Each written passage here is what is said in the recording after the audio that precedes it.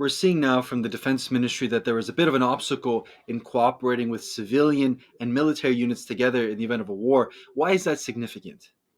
As the PRC's military has gotten stronger and more assertive, civilians have taken the initiative on themselves to create initiatives like the Kuma Academy or Forward Alliance, with while they have different missions, would both play some sort of role. Like Kuma Academy is doing different levels of training, and Forward Alliance is more in like the relief sector. So having these at least two organizations and others cooperating with the government is a big hurdle. There's obviously big government bureaucracy and cooperating with non-governmental groups, but also just making sure that the two actually have similar standards as well.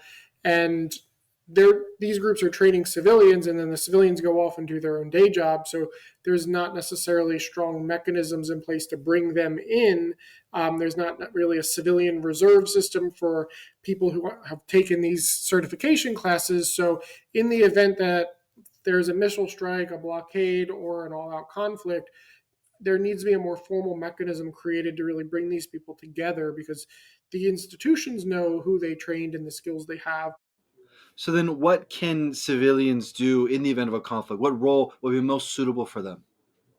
I mean, I think it really depends on what the individuals were trained in. Like, I think probably the best examples are for first aid, triage, evacuation, disaster relief, humanitarian assistance, the things that are after the fact. That if some say a missile hits a building, these are the people that can go in and relieve the like military doctors or healthcare, and fill that gap so that the military can focus on fighting the conflict. Now, people who have more advanced skills with weaponry and things, like they may be able to form a more active role in the conflict, but that's unlikely. The way I see is they would be the ones working with the civilians and the affected to clear like rubble and make sure that the plumbing works, that sort of thing.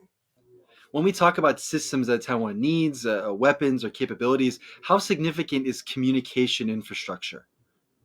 Yeah, like you obviously need to be able to communicate with your troops that are fighting. Orders need to be given appropriately, and if a unit's isolated somewhere, they need to be able to be told what is happening behind them or around them, ways to get out, or where the enemy is. So cutting off communication, obviously, for any military is one of the key goals. Is make sure you cut off that communication ability, so that way you can't talk to each other, and that makes kind of picking off and eliminating whoever you're fighting much more easy. And if those satellites go out and that's your only backup plan, what are you going to do next? So having redundancy after redundancy after redundancy in the Taiwan situation is much more important for Ukraine, because again, like the situation with arming Taiwan in any shape or form, you're not going to be able to get that stuff there.